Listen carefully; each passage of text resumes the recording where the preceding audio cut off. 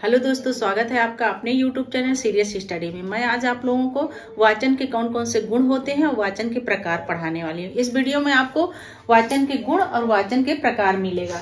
देखिए चलते हैं आगे, वाचन क्या है। ठीक है, तो वाचन क्या है ये मैं आपको बता चुकी हूँ। वाचन की परिभाषा, वाचन का महत्व, ये भी सब आपको मिल चुका है मेरे पिछले वाले वीडियो में। इसमें आपको देखना है कि वाचन के गुण। मनुष्य एक सामाजिक प्राणी है, वो जहाँ रहता है उसी प्रकार से बोलचाल का रहन सहन हो जाता है। उसकी शिक्षा दीक्षा से वाणी का मेल हो जाता है। जैसे हम अपने प्रियजनों की आवाज सुनकर पहचान लेते हैं। वाचन कौशल के गुणों के विकास के लिए सतत अभ्यास की आवश्यकता होती है। कहने का मतलब ये है कि वाचन के गुण, जैसे कि आप कोई भी हो, एक सामाजिक प्राणी है और समाज में रहता है, और जिस वातावरण में वो रहता है वहाँ के वातावरण के हिसाब से वो अपना रहन सहन और बोलचाल की भाषा का उसके ऊपर बहुत गहरा प्रभाव पड़ता है। तो उसी प्रकार जैसे हम अपने परिवार में रहते हैं तो परिवार वालों की आवाज को सुन करके तुरंत पहचान जाते हैं कि पापा की आवाज है, कि मम्मी की आवाज है, कि भाई की आवाज है, कि बहन की आवाज है। तो अब देखते हैं कि वाचन के कौन कौन से गुण हैं। वाचन के गुण जैसे कि मैं बता रही हूँ कि 8 होते हैं। ठीक है, कितने होते हैं? वाचन के गुण होते हैं 8। कौन कौन से होते हैं? पहला होता है सरलता, दूसरा होता है स्पष्टता या शुद्धता, तीसरा है आपका अवसर अनुकूलता, चौथा है आपका मधुरता, पांचवा गतिशीलता, छठा है आपका क्रमबद्धता, और सातवां है प्रभावशीलता, और आठवां लास्ट है यांत्रिक गुण।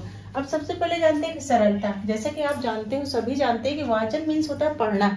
ठीक है, किसी लिपिबद्ध की हुई चीजों को, वस्तुओं को पढ़ना। ठीक है, तो पढ़ने के लिए उसमें सरलता होना चाहिए, ये एक गुण होना चाहिए। स्पष्टता और शुद्धता, जब आप वाचन कर रहे हो तो जो लिखी हुई चीजें हैं उनको स्पष्ट और शुद्ध तरीके से उसको पढ़िए। अवसर अनुकूलता के अनुसार, यानी कोई जो अवसर है, कभी कहीं शोक का है, दुख का है, तो उसके अनुसार से सारी चीजें पढ़नी है। मधुरता होनी चाहिए, आपकी आवाज में मधुरता होनी चाहिए। गतिशीलता यानी पढ़ने का जो आपका तरीका है, लय है, ठीक है, गति एक बराबर होनी चाहिए शब्दों के बीच में। जब आप पढ़ रहे हो तो जो समय आप रुक रहे हो थोड़ी देर के लिए, तो उतने ही समय सभी शब्दों के लिए देना होगा। ये नहीं कि कभी आप बहुत जल्दी पढ़ लिए और कभी आप थोड़ा रुक के पढ़ रहे हो, तो ऐसा नहीं। गतिशीलता यानी एक गति होनी चाहिए, एक लय होनी चाहिए आपकी पढ़ने की।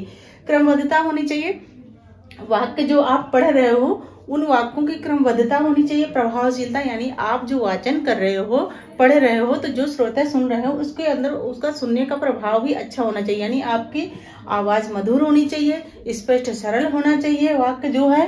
ठीक है, ये आपका प्रभावशीलता होनी चाहिए। वाचन के गुण सबको समझ में आए। अब देखते हैं कि वाचन के प्रकार कौन कौन से होते हैं। मुख्य रूप से वाचन के 2 प्रकार होते हैं। ठीक है, कितने प्रकार होते हैं? 2 प्रकार होते हैं। कौन कौन से होते हैं? अब एक चीज, इस चीज को ध्यान रखना है आप सभी को कि पठन और वाचन ये दोनों एक ही है।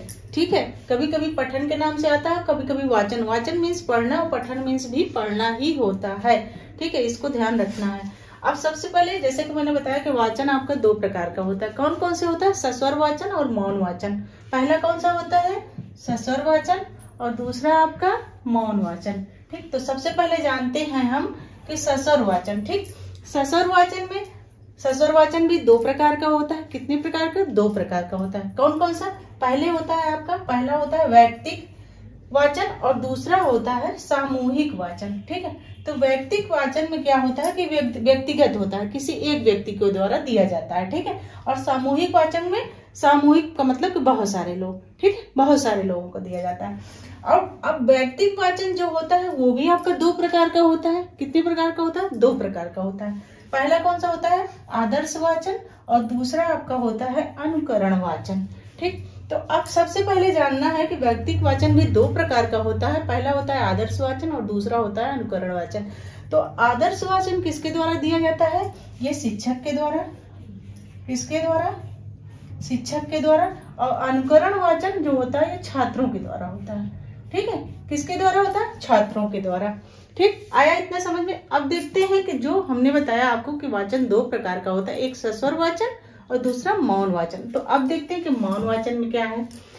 मौन वाचन वो होता है जो जिसमें ओठ नहीं हिलते, आपका मस्तिष्क और आंखें सिर्फ काम करती हैं। ठीक है, यानी बिना आवाज निकाले आपको वाचन करना होता है, तो वो क्या होता है? मौन वाचन होता है। तो मौन वाचन भी 2 प्रकार का होता है। कितने प्रकार का? 2 प्रकार का। पहला है आपका गंभीर वाचन और दूसरा है आपका द्रुत वाचन। गंभीर वाचन का मतलब होता है कि इसमें गहन अध्ययन किया जाता है और आराम से धीरे धीरे अर्थ को समझते हुए पढ़ा जाता है। ठीक है, तो ये गंभीर वाचन कहलाता है। और द्रुत वाचन आपका होता है कि इसमें आपको तेजी से, गति से पढ़ना होता है। ठीक है।